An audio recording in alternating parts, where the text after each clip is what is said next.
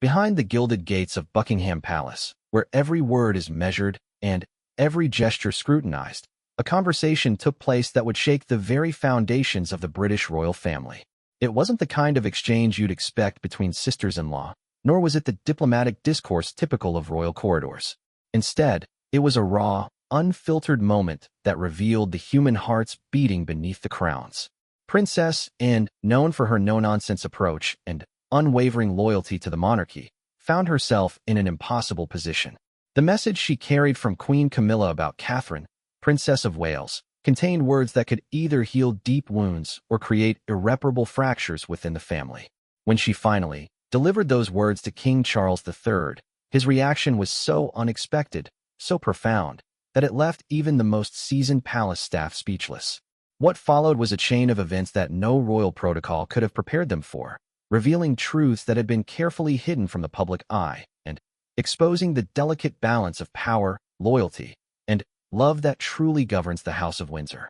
This is the story of how a single message changed everything, and why the king's shocking response continues to reverberate through the palace halls to this day. The morning sun cast long shadows across the manicured gardens of Windsor Castle as Princess Anne made her way through the private corridors toward the king's study.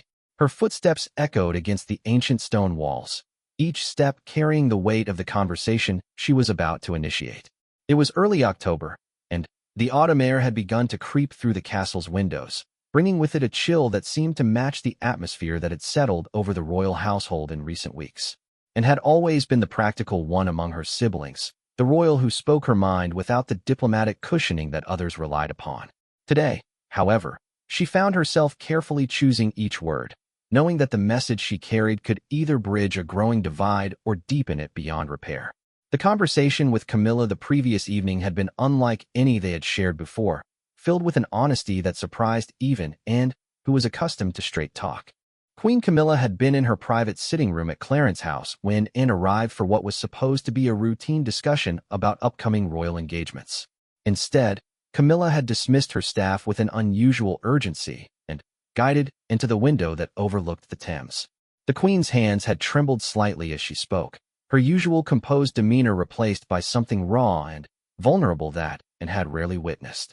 The subject that consumed Camilla's thoughts was Catherine, the Princess of Wales, and the growing tension that had developed between them over the past months. What the public saw as occasional awkward moments during royal appearances masked a deeper conflict that had been brewing since Catherine's recovery from her recent health challenges. The strain of maintaining appearances while dealing with personal struggles had created fractures within the family that threatened to become permanent divisions. Camilla's message to Anne had been clear and heartfelt, spoken with the weight of someone who understood that her words might be her last chance to make things right.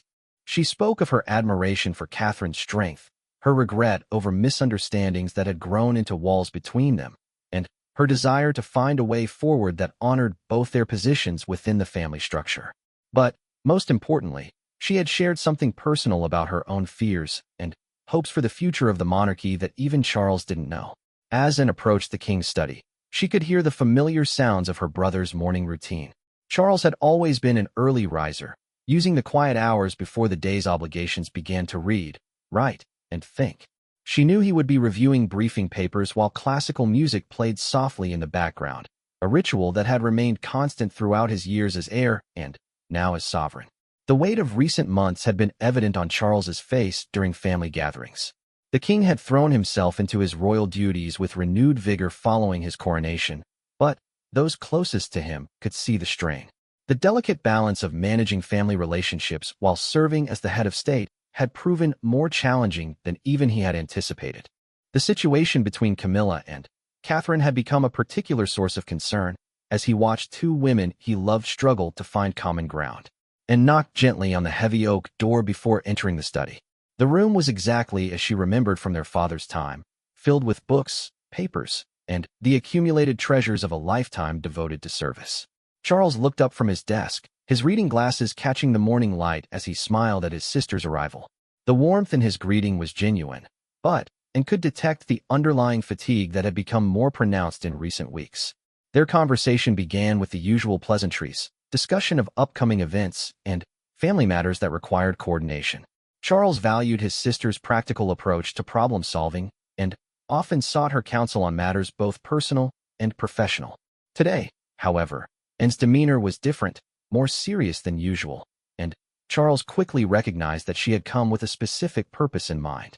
When and finally broached the subject of Camilla's message, the atmosphere in the room shifted perceptibly. Charles set down his pen and removed his glasses, giving his sister his complete attention.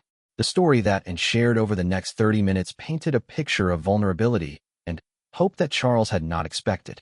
Camilla's words, as relayed by Anne, revealed depths of feeling and understanding that had been hidden beneath the formal interactions that characterized much of royal life. The message included Camilla's acknowledgement of the challenges Catherine had faced, not just in her recent health struggles, but in adapting to the intense scrutiny that came with her royal role. Camilla spoke of her own difficult transition into the family, the years of criticism and doubt she had endured, and her recognition that Catherine's path had been different, but equally demanding. She expressed regret over moments when she might have offered support, but hadn't known how to bridge the gap between them. Most significantly, Camilla had shared her fears about the future, both for the monarchy and for the family relationships that sustained it. She spoke of watching Catherine's grace under pressure and recognizing qualities that reminded her of the late Queen Elizabeth, particularly the ability to maintain dignity while facing personal challenges. Camilla's message emphasized her belief that the future of the royal family depended on the women within it finding ways to support rather than compete with each other. As Anne continued to share Camilla's words, she watched her brother's face carefully. Charles's expression moved through a range of emotions, from surprise to concern to something deeper that she couldn't quite identify. When she reached the most personal part of Camilla's message, the part where the Queen had spoken about her love for Charles and her desire to see him surrounded by a united family, and saw tears form in her brother's eyes. The silence that followed was profound. Charles rose from his desk and walked to the same window that had framed so many important conversations throughout his life. The gardens beyond seemed peaceful, but Anne knew that her brother's mind was racing through the implications of everything she had shared. The weight of kingship had always included the challenge of balancing personal relationships with public responsibilities, but this moment felt different, more urgent somehow. When Charles finally spoke, his voice carried a quality that Anne had rarely heard before. It wasn't the measured tone of a monarch or the careful cadence of a public figure. Instead, it was the voice of a son, husband, and father who had been moved by an unexpected gesture of honesty and vulnerability. His first words surprised even Anne, who had known him for 70 years and thought she had seen every facet of his personality. Charles spoke about his own regrets, the moments when he had perhaps not been as attentive to the dynamics between the women in his family as he should have been. He acknowledged the pressure that both Camilla and Catherine had faced, coming into the royal family from different backgrounds and, at different times, each dealing with their own unique challenges. His voice carried genuine emotion as he spoke about his love for both women and his desire to see them find peace with each other. The conversation that followed between the siblings was unlike any they had shared before. Charles spoke openly about his fears for the future, his concern that the personal relationships within the family could affect their ability to serve the nation effectively. He shared his observations about Catherine's strength during her recent difficulties and his admiration for Camilla's resilience throughout their years together. Most importantly, he began to formulate a response to Camilla's message that would surprise everyone who knew him. As the morning sun climbed higher in the sky, Anne realized that something fundamental had shifted in her brother.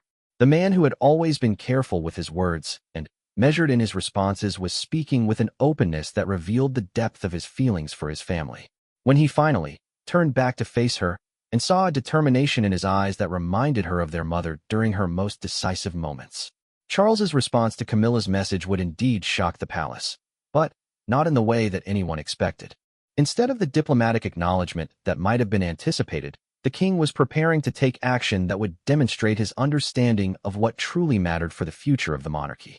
The conversation in his study that morning had awakened something in him, a recognition that the strength of the royal family lay not in the perfection of its public image, but in the authenticity of its private relationships. As Anne prepared to leave, knowing that her brother needed time to process everything she had shared, Charles asked her to arrange a private meeting with Catherine. His request carried an urgency that surprised Anne, but she recognized the wisdom in his approach. The king had decided that some conversations could not be delegated or delayed, and the message he had received through Camilla's words required a response that only he could provide.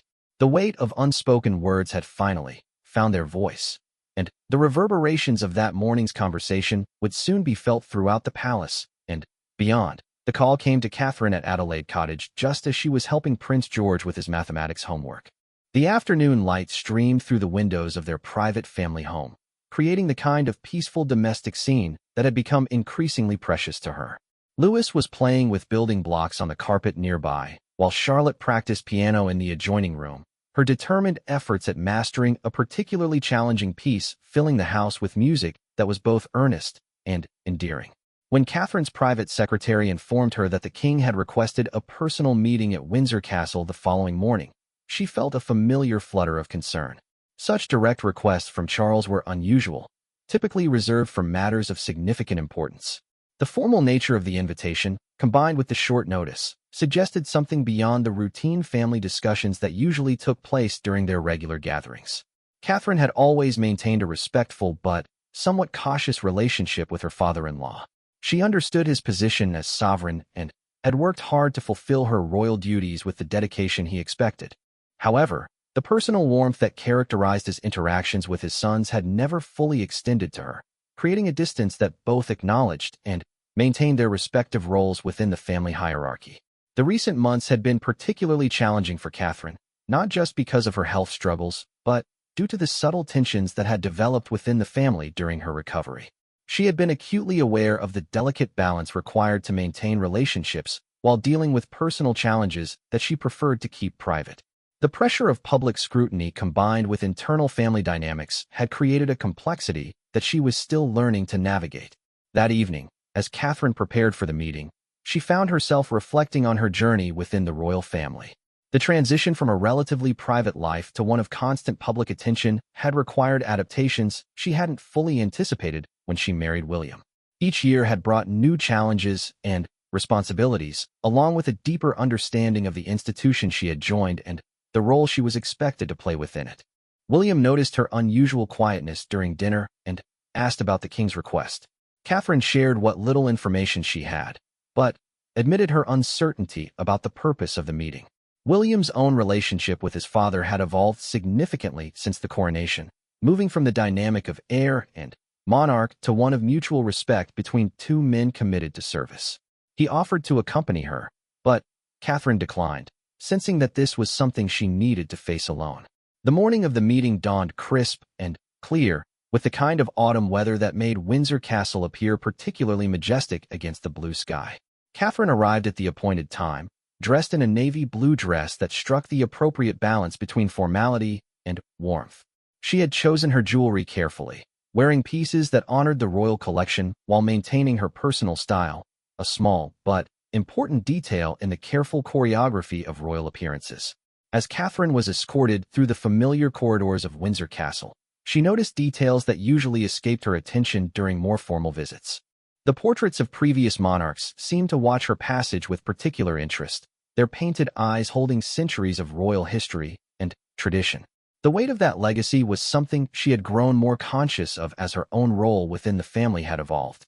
The private study where King Charles waited had been arranged with careful attention to creating an atmosphere of warmth rather than formality. Instead of sitting behind his imposing desk, Charles had chosen chairs near the fireplace, where a gentle fire provided both warmth and a sense of intimacy that immediately put Catherine at ease. The king's demeanor was notably different from their usual interactions, carrying a gentleness that surprised her. Charles began the conversation by asking about her health and the children, showing a personal interest that went beyond polite inquiry. His questions were specific and thoughtful, demonstrating that he had been paying closer attention to her recovery and family life than she had realized. This unexpected warmth created an atmosphere that allowed Catherine to respond with greater openness than she typically displayed during their formal interactions.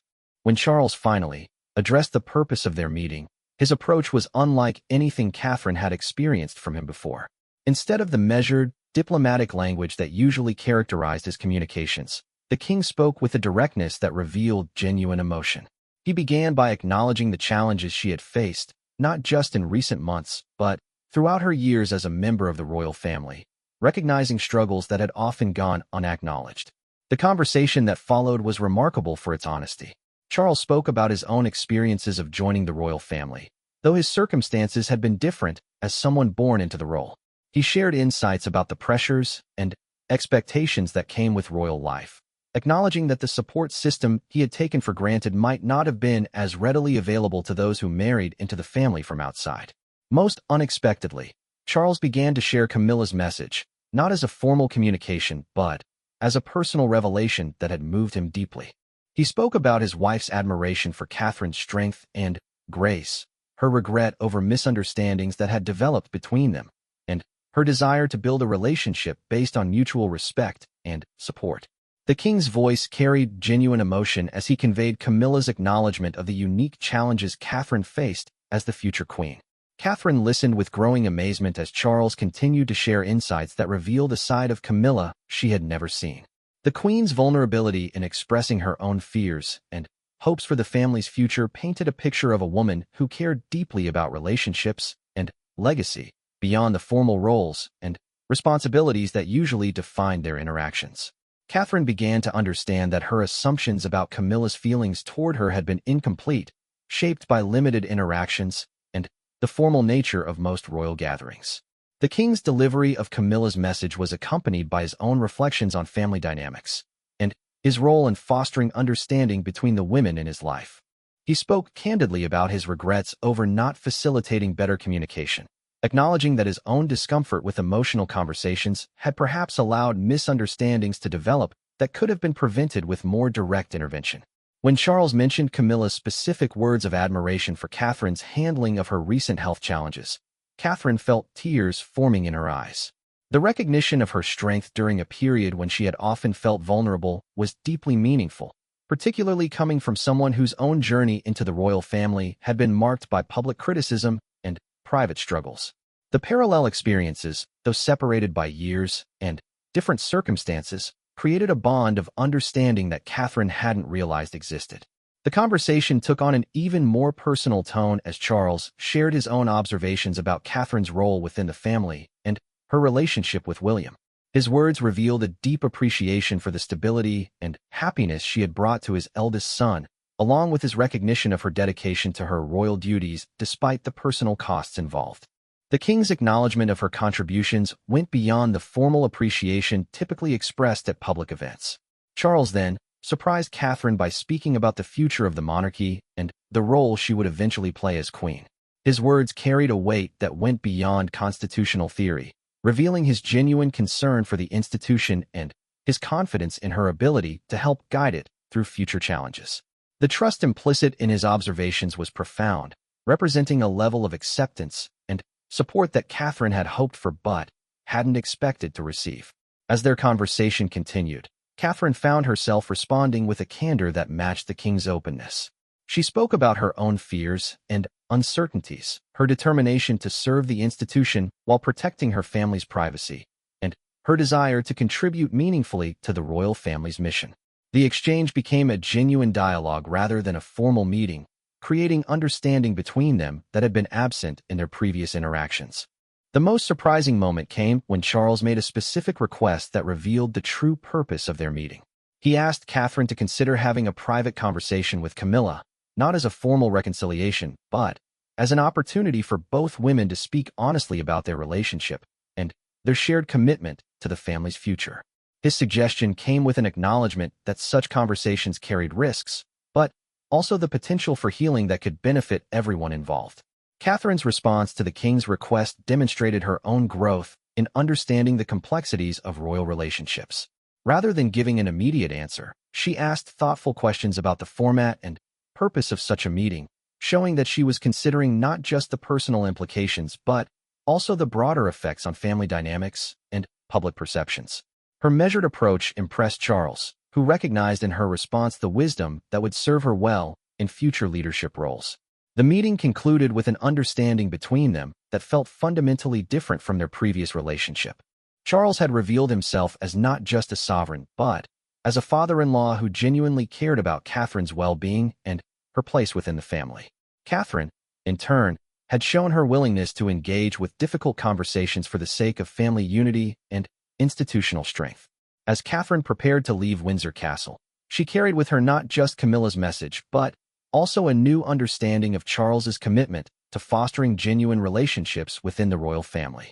The king's shocking approach to addressing family tensions had opened possibilities that hadn't existed before their conversation, creating a foundation for changes that would reverberate throughout the palace in the days to come. The unexpected summons had revealed depths of caring and vulnerability that challenged Catherine's assumptions about the royal family's capacity for authentic emotional connection, setting the stage for conversations that would reshape relationships that had been years in the making. The arrangement for the private meeting between Catherine and Camilla required careful orchestration to ensure complete privacy while maintaining the security protocols necessary for any royal gathering. Charles had suggested his private library at Highgrove House, a location that held special significance for both women as it was where many important family conversations had taken place over the years. The choice of venue was deliberate, representing neutral ground where both could speak freely without the formal constraints of official residences. Catherine arrived first, as planned, allowing her time to settle into the comfortable surroundings before Camilla's arrival. The library was exactly as she remembered from previous visits, lined with books that reflected Charles's wide-ranging interests and filled with personal touches that made it feel more like a family home than a royal residence. The afternoon sunlight filtered through tall windows, casting warm patterns across the Persian rugs and creating an atmosphere conducive to honest conversation. When Camilla entered the library, both women experienced a moment of uncertainty that neither had anticipated. Despite their years of acquaintance through family gatherings and public events, they realized how rarely they had been truly alone together, without the buffer of other family members or the structure of formal occasions. The acknowledgement of this fact created an immediate intimacy that helped break down some of the barriers that had existed between them. Camilla had prepared for this conversation more carefully than she had for many state occasions. She understood that this meeting represented perhaps her only opportunity to address the misunderstandings that had developed between them and to establish a relationship based on genuine understanding rather than polite tolerance. Her usual confident demeanor was tempered by a vulnerability that revealed how much this conversation meant to her. The initial exchanges were cautious, both women testing the boundaries of their newfound privacy. They discussed neutral topics, family events, and shared experiences that helped establish common ground. However, both recognized that superficial pleasantries would not address the underlying tensions that had brought them together. It was Catherine who first broached the more difficult subjects, showing a directness that surprised Camilla and demonstrated her commitment to making the conversation meaningful. Catherine spoke honestly about her perceptions of Camilla's feelings toward her, acknowledging that she had often felt like an outsider in family situations where Camilla seemed more naturally integrated. Her words were careful but frank, expressing feelings that she had kept private for years but which had affected her comfort level within the family dynamic. The courage required for such honesty was evident in her voice, but so was her determination to move beyond assumptions and misperceptions. Camilla's response revealed emotions that she had rarely expressed, even to Charles. She spoke about her own feelings of uncertainty regarding her place within the family structure, particularly in relation to Catherine's eventual role as queen. The complexity of being both stepmother to William and predecessor to Catherine in royal hierarchy had created complications that she hadn't fully anticipated when she married Charles. Her admission of these concerns demonstrated a vulnerability that humanized her in Catherine's eyes. The conversation took an unexpected turn when Camilla shared details about her own transition into royal life, experiences that paralleled Catherine's journey in ways that neither had previously recognized. The years of public criticism, the challenge of defining a new role within an ancient institution, and the pressure of living up to expectations while maintaining personal authenticity were struggles both had faced, though in different circumstances and time periods. Camilla's account of her early years as Charles's wife revealed sacrifices and adjustments that the public had never seen. She spoke about the difficulty of balancing her own family relationships with her new royal responsibilities, the learning curve involved in understanding centuries-old protocols, and the loneliness that sometimes accompanied life in the public eye. Her candor about these challenges created a connection with Catherine that had been absent in their previous interactions. Catherine found herself sharing her own struggles with unexpected openness. She spoke about the intensity of media attention during her courtship with William, the challenge of maintaining her own identity while adapting to royal expectations, and the particular pressures that came with being seen as the future queen. Her words revealed a thoughtfulness about her role that impressed Camilla and demonstrated the seriousness with which she approached her responsibilities. The discussion of their respective relationships with William provided another point of connection between the women. Camilla spoke about watching William grow into his role as heir, her pride in his development as a leader, and her appreciation for the happiness that Catherine had brought to his life. Catherine, in turn, shared her gratitude for the stability that Camilla had provided for Charles, recognizing how that stability had positively affected William's relationship with his father. As their conversation deepened, both women began to address the specific incidents and misunderstandings that had created tension between them. These discussions required delicate navigation, as both had to acknowledge hurt feelings while taking responsibility for their own contributions to the problem. The process was sometimes uncomfortable, but it was also liberating in its honesty. Camilla admitted to moments when she had perhaps been less welcoming than she should have been, acknowledging that her own insecurities about her place in the family had sometimes manifested as distance rather than warmth. She expressed regret about occasions when she might have offered support but had hesitated, uncertain about boundaries, and concerned about overstepping her role as stepmother-in-law. Catherine, for her part, acknowledged that she had sometimes misinterpreted Camilla's reserve as disapproval, admitting that her own uncertainties about royal protocol had made her more sensitive to perceived slights than might have been warranted. She expressed appreciation for Camilla's restraint in not interfering with her parenting of the children, recognizing that this distance had been intended as respect rather than indifference. The conversation about the children proved particularly meaningful to both women. Camilla spoke about her desire to be a positive presence in George, Charlotte, and Louis's lives without overstepping boundaries or competing with Catherine's role as their mother. She shared her own experiences with stepchildren and the delicate balance required to provide support while respecting primary relationships. Catherine expressed her willingness to include Camilla more fully in the children's lives, recognizing that their connection to their step-grandmother could enrich their understanding of the family's history and traditions. This discussion opened possibilities for future interactions that both women found exciting, creating a foundation for relationships that could develop naturally over time. One of the most powerful moments in their conversation came when Camilla spoke about Catherine's strength during her recent health challenges. Her words went beyond the polite expressions of concern that had been shared publicly, revealing genuine admiration for Catherine's grace under pressure and her determination to protect her family's privacy while fulfilling her public obligations.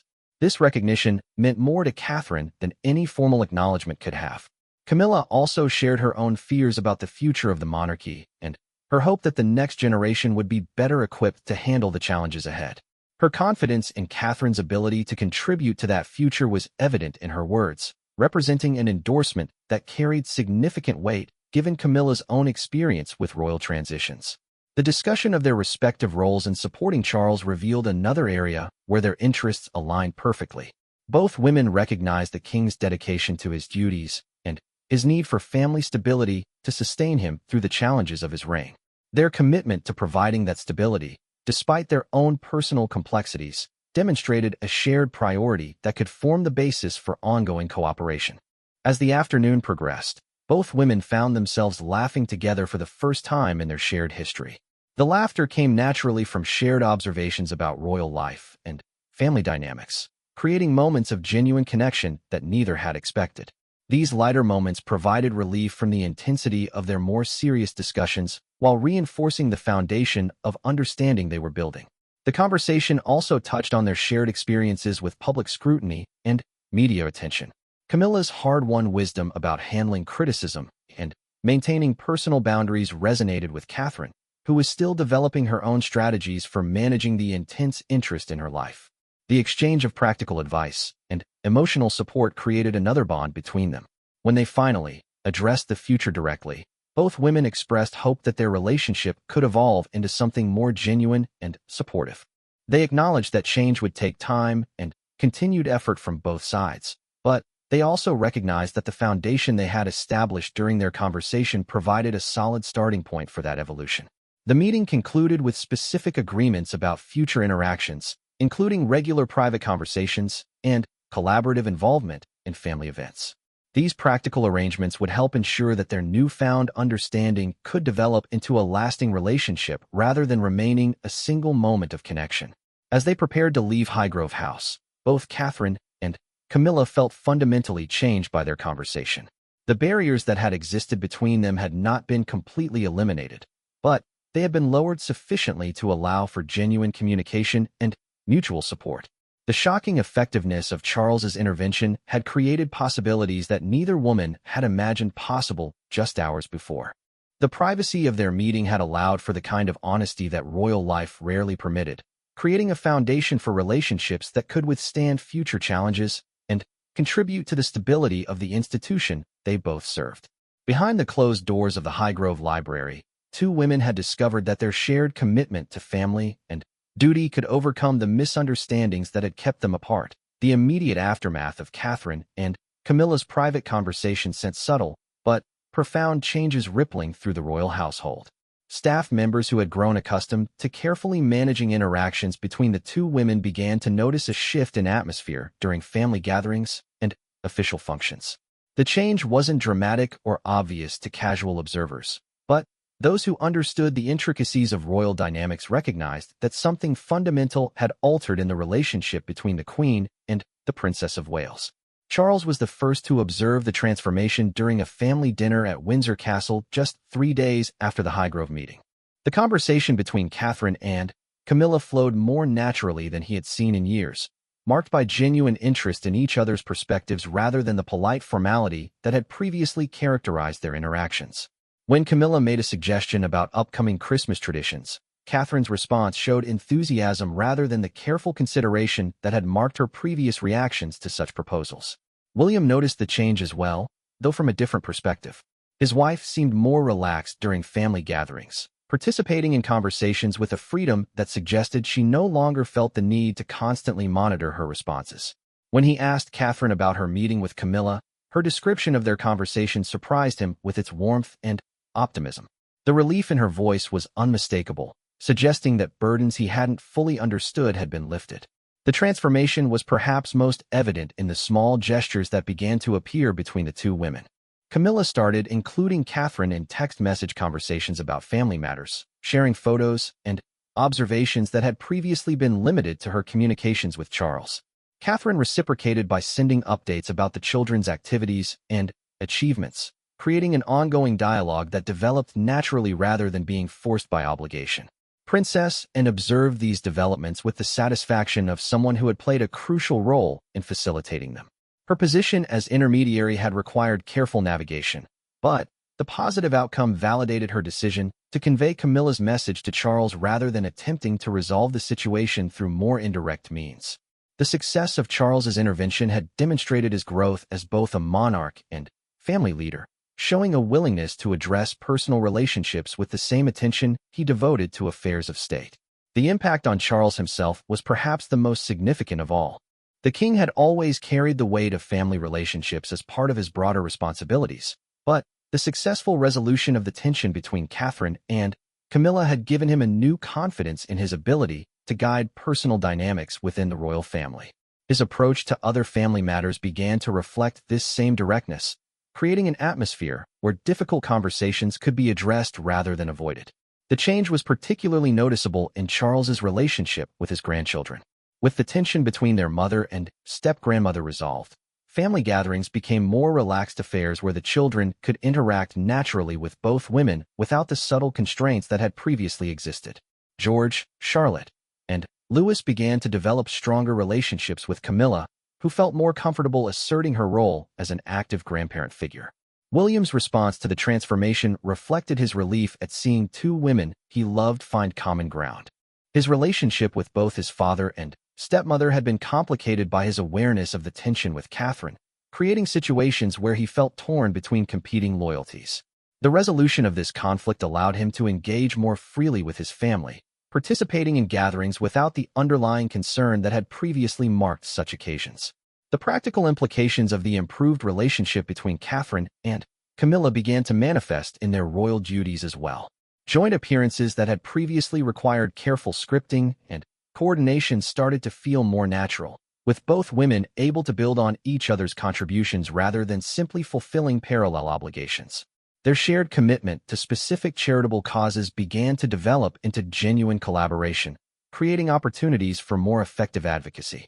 Palace staff noticed the change in their daily interactions with both women. The careful protocols that had been developed to manage potential conflicts became unnecessary as Catherine and Camilla began to communicate directly about shared responsibilities and upcoming events. This improved efficiency was welcomed by everyone involved in coordinating royal activities, as it eliminated many of the complications that had previously required diplomatic solutions. The transformation also affected the broader royal family dynamics. Other family members who had been aware of the tension between Catherine and Camilla began to relax their own careful navigation of potential sensitivities.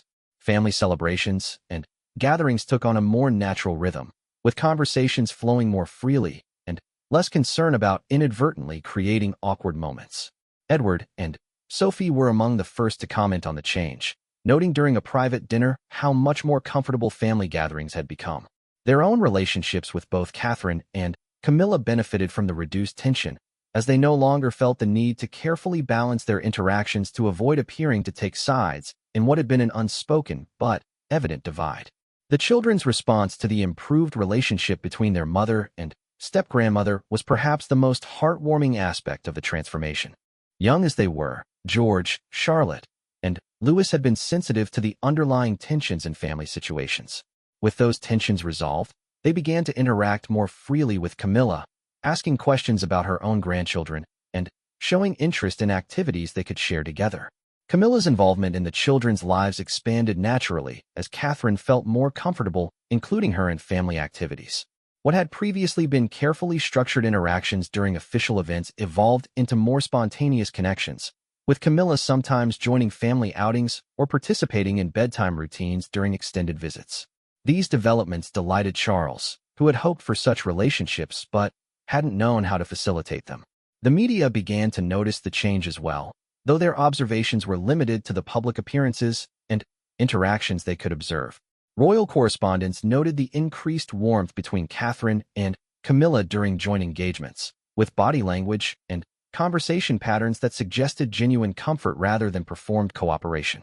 While the press didn't have access to the private conversations that had facilitated this change, the visible results spoke for themselves.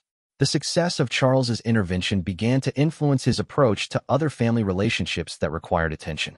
His confidence in addressing personal matters directly, rather than hoping they would resolve themselves over time, led to conversations with other family members about issues that had been allowed to fester in previous years. The ripple effect of his initial success created momentum for addressing other areas where improved communication could strengthen family bonds.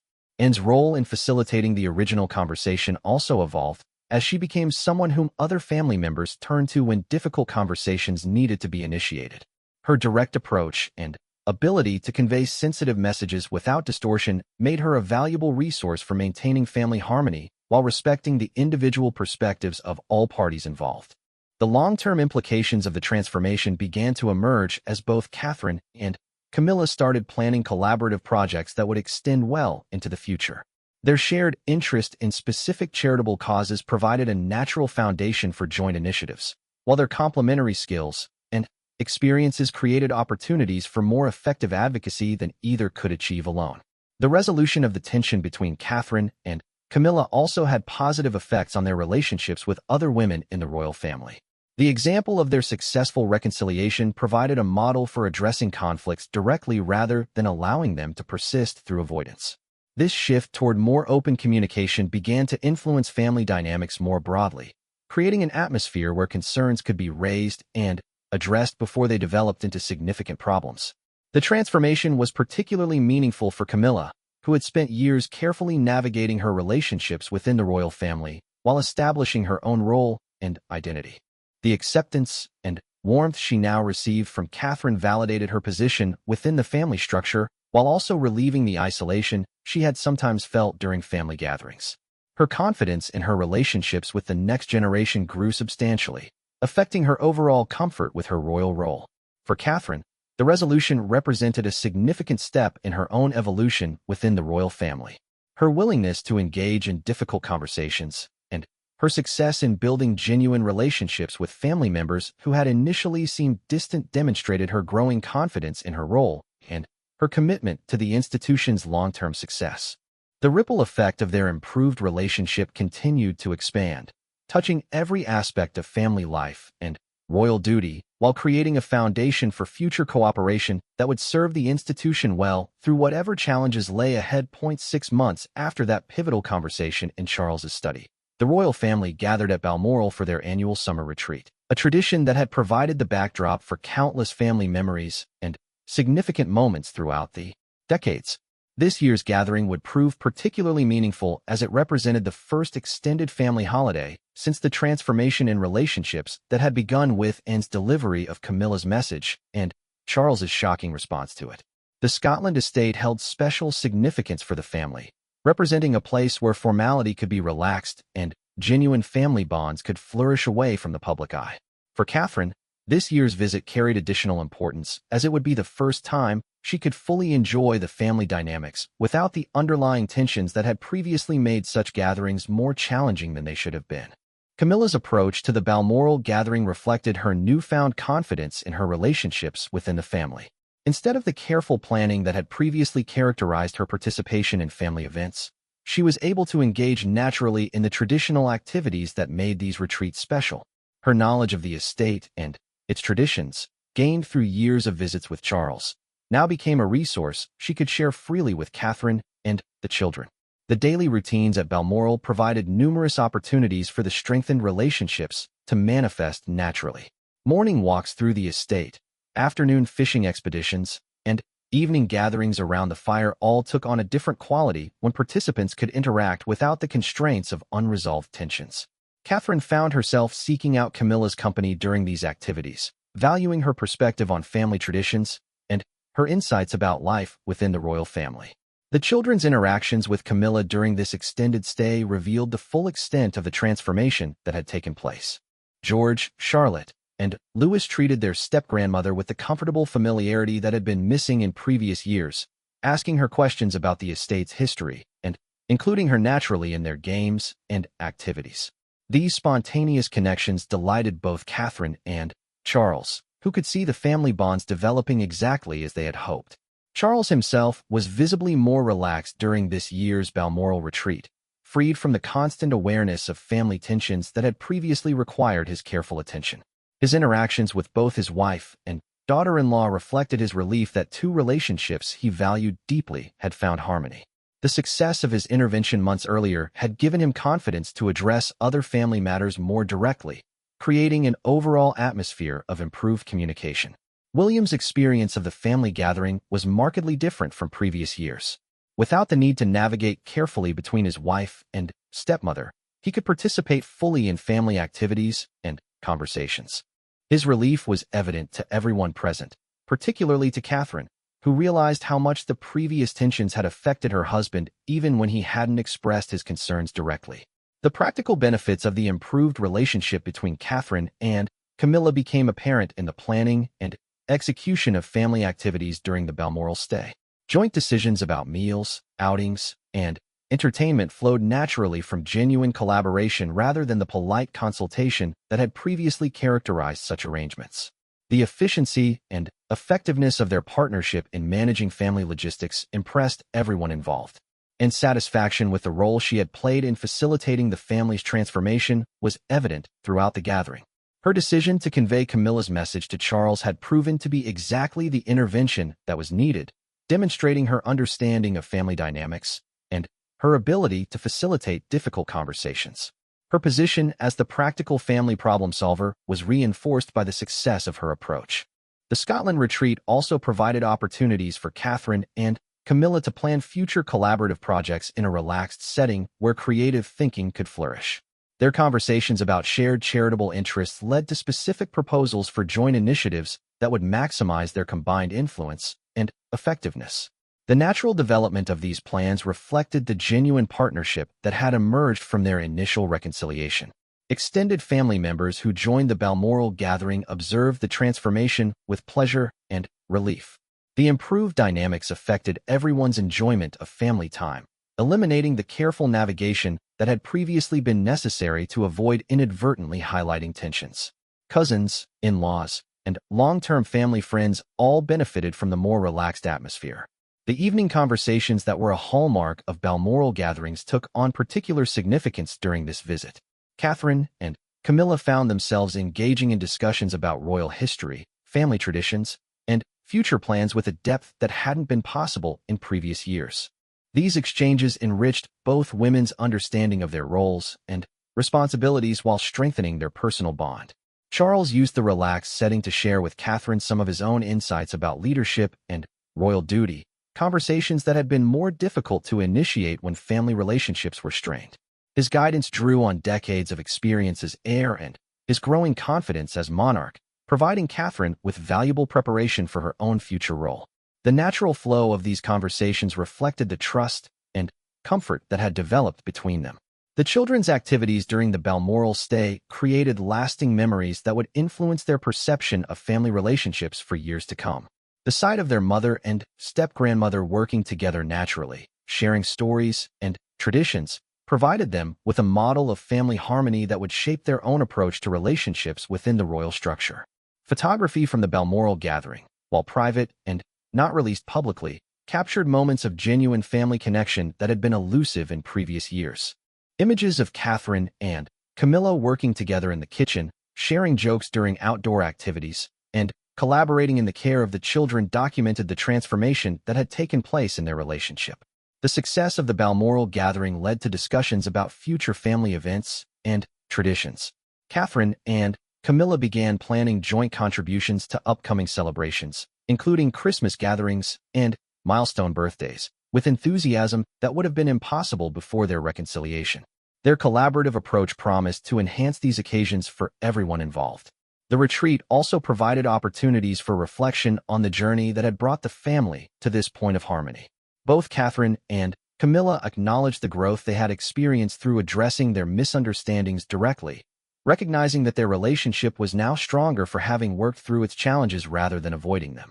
As the Balmoral stay drew to a close, the family began planning their return to official duties with a renewed sense of unity and purpose. The strengthened relationships that had been nurtured during their time in Scotland would provide a foundation for more effective collaboration in their public roles, benefiting both the institution and the causes they supported. The transformation that had begun with Anne's delivery of Camilla's message had evolved into something far more significant than anyone had initially envisioned.